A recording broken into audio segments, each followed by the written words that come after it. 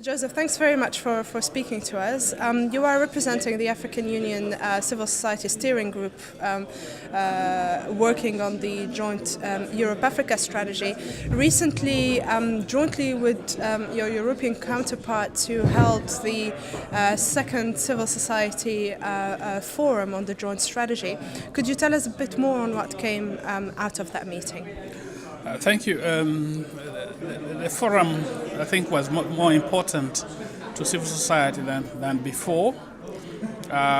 We discussed a lot of substantive issues. We focused on the reform agenda, which is a current debate. We discussed issues relating to coordination, and we also discussed the issues relating to funding and also situating civil society role within this reform agenda. And I must say that we were satisfied that the meeting went on very well. There was so much debate, but we all agreed, most importantly, that this joint Africa-EU strategy is more relevant today than ever.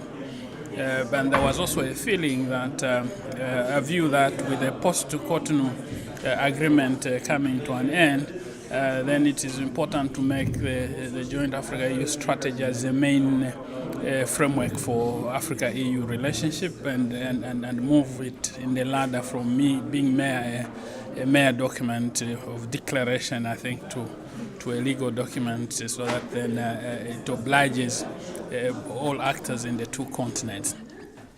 We did also, I think, emphasize concern on the proposed reform agenda, especially that is coming from the EU, to which there is a proposal to collapse the current mechanism. Our fear and concern is that the current mechanism, if they collapse, then you have completely closed the civil society space, because then you are driving everything into formal institutions, and these formal institutions are statutory.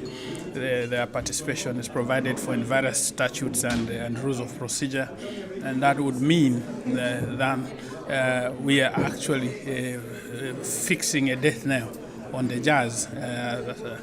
And secondly, out of the forum, it was also recognized that the less performance of the jazz was as a result of not it being people-centered, that the participation of civil society and African and European citizens were limited, and hence the reason for the dissatisfaction.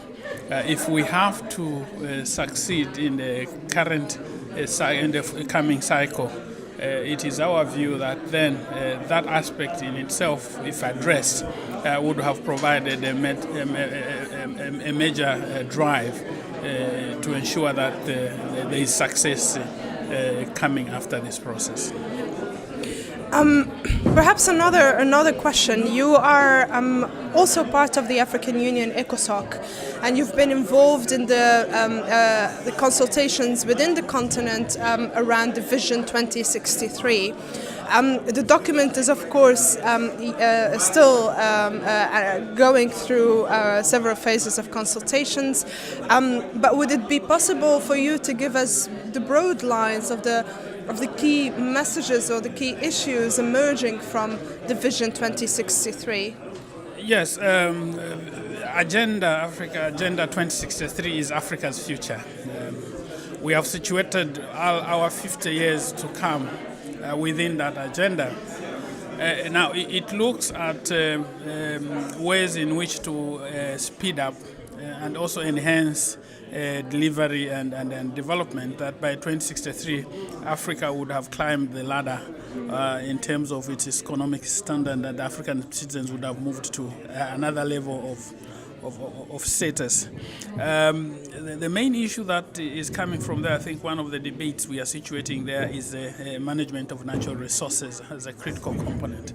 The issue of what kind of development model is suitable for Africa to move its agenda. We are coming from the various models, the Washington consensus, the poverty reduction strategy, and all these were foreign prescribed, and we were made to, for African states, we are made to outsource their sovereignty to the private sector. as the main key drivers of change in development. But the private sector, because they operate for profit, they did not deliver to the expectation, because if you go in Africa, most of the roads remain inaccessible because the private sector was forwarding a reason that these roads are not profitable. So for us, it was not the profitability of the road, but opening up society and community to market and move, and so we are saying then, let's look at the model of enhancing the capacity of the state as a major driver of change. The concept of a developmental state, democratic developmental state, so that the state becomes the key driver of change, and all other actors, including civil society and private sector, become mere actors to support that process. So the Agenda 2063 is focusing issues on various fronts to enhance Africa's development in the next 50 years. Fantastic. Thank you very much, Joseph.